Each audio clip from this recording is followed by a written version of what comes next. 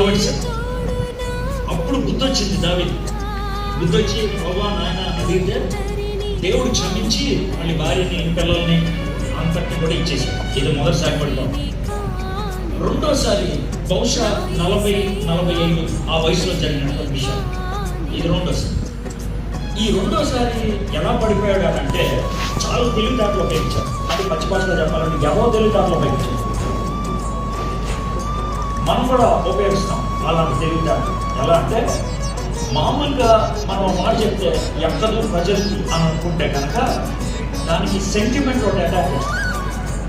ఎలాగంటే సెంటిమెంట్ అని అంటే ఫర్ ఎగ్జాంపుల్ నేను షాప్ పెడదాం అనుకున్నాను, ఎందుకు పెడదాం అనుకున్నాను అది నేను అడుగుతాను.